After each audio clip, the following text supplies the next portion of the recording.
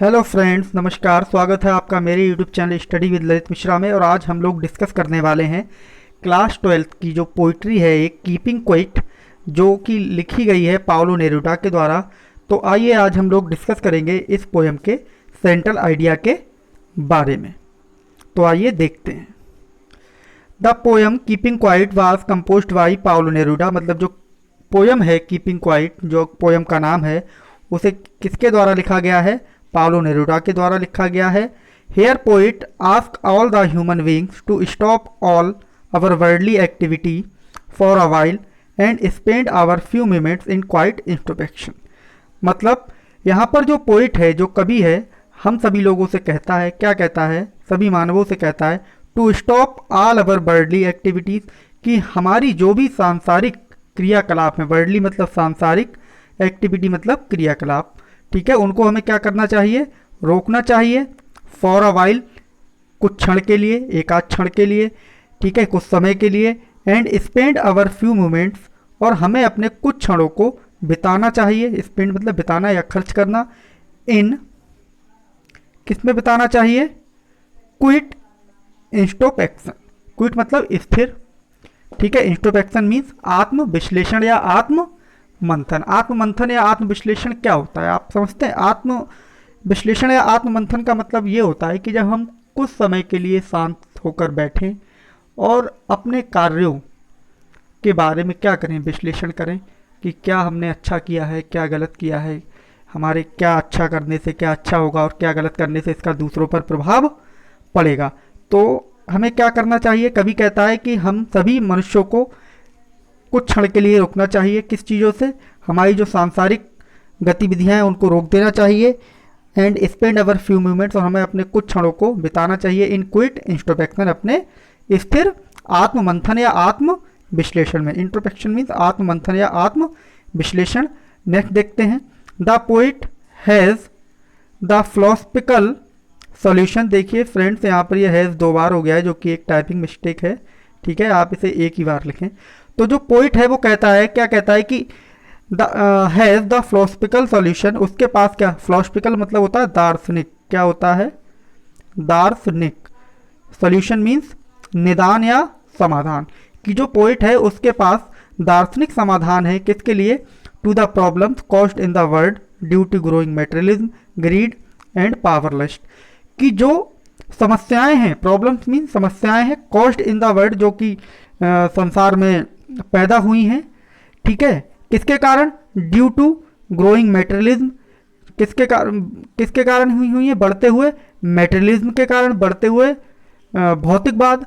Materialism का मतलब ये होता है कि जब हम प्रकृति से दूर होकर सांसारिक भोग में लग जाते हैं, ठीक है, सांसारिक भोग के डेवलपमेंट में लग जाते हैं, पैसा कमाना, खर्च करना, ठीक है ना, बड़ी बड़ी फैक्ट्रीज का लगाना, इन सब चीज़ों को हम क्या कहते हैं? मेटेरियलिज्म। जो कि बढ़ते हुए मेटेरियलिज्म के कारण हमारे संसार में जो समस्याएं खड़ी हुई हैं। ग्रीड मतलब लालच, कि व्यक्ति जो है सिर्फ और सिर्फ अपने बारे में ही सोचता है और अन्य लोगों के बारे में, जो उसके समाज के लोग हैं, उनके बारे में नहीं सोचता है। तो उसे हम क्या कहेंगे? लालच कहेंगे, कि भाई सिर्फ अपने बारे में सोच रहा है, केवल अपनी तरक्की के बारे में सोच रहा है, समाज की तरक्की के बारे में व्यक्ति नहीं सोच रहा है। एंड पावरलस्ट। पावरलस्ट मतलब क्या होता है? जो शक्ति होती है, और लस्ट मतलब उस शक्ति का क्या कहना चाहिए? शक्ति में क्या कहना मतलब जो हिंदी का शब्द है, शक्ति में मदमस्त हो जाना, ठीक है। मतलब जो बढ़ती हुई शक्तियां हैं, उस शक्तियों से वो क्या हो जाता है? मदमस्त होता है या मदमांद हो जाता है। उन शक्तियों के कारण वो क्या हो जाता है? अंधा हो जाता है। और उन अपनी शक्तियों का दुरुपयोग वो किसके लिए खिलाफ करता है? समाज के खिलाफ करता है। नेक्स्ट देखते हैं। नेक्स्ट लाइन्स है हमारी।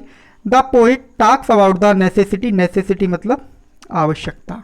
नेसेसिटी मतलब क्या होता है? आवश्यकता होता है। Of quite introspection. जो कवि जो है वो हमसे, जो पोयम है वो हमें बताती है, किसके बारे में बात करती है? स्थिर आत्म विश्लेषण या आत्म मंथन के बारे में बताती है। And it creates a feeling of mutual understanding. और ये जो कविता है वो क्रिएट्स करती है, सृजन करती है, निर्माण करती है किसका? एक फीलिंग का।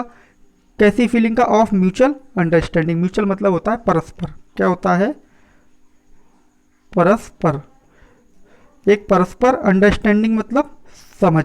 ये जो पोयम है वो क्या करती है, एक परस्पर समझ का जो है एक निर्माण करती है अमंग ह्यूमन बींग्स, किसके मध्य, जो मानव हैं, मानव प्रजाति है उसके मध्य जो है ये जो पोयम है परस्पर समझ की जो भावना है उसका क्या करती है, ये निर्माण करती है मानवों के बीच। We are busy in travel because we always remains in hurry. हम लोग क्या हैं, व्यस्त रहते हैं इन ट्रेवल समस्याओं में, बिकॉज क्योंकि we always remain in hurry, हम हमेशा क्या रहते हैं, जल्दबाजी में रहते हैं। एंड रस का मतलब भी क्या होता है, भागदौड़ या जल्दबाजी। तो हम लोग किस में रहते हैं, जल्दबाजी में रहते हैं और भागदौड़ में रहते हैं। Let us withdraw our self from all undesirable action and remain quiet. तो हमें क्या करना चाहिए, विड्रॉ कर लेना चाहिए, मतलब पीछे हट जाना चाहिए, ठीक है, अपने आप को पीछे हटा लेना चाहिए। किस चीज़ से, ऑल अनडिजायरेबल, अवांछनीय, मतलब उन चीज़ों से हमें पीछे हटा लेना चाहिए, उन क्रियाकलापों से पीछे हटा लेना चाहिए जो कैसे हैं, अनडिजायरेबल हैं, अर्थात अनवांछनीय है, जिनकी कोई भी आवश्यकता नहीं है। एंड रिमेन क्विट, और हमें कैसा रहना चाहिए, स्थिर हो जाना चाहिए, बिल्कुल शांत हो जाना चाहिए, उसमें ना किसी से बोलचाल करना चाहिए, ना ही अपने हाथ पैरों को हिलाना चाहिए। The poet urge people to develop brotherhood. Urge मतलब होता है विनती करना, क्या होता है, विनती करना। तो जो पोइट है वो विनती करता है किससे, लोगों से, टू डेवलप ब्रदरहुड, कि भाई किसका निर्माण करें, किसका विकास करें, ब्रदरहुड का मतलब भाईचारे का विकास करें।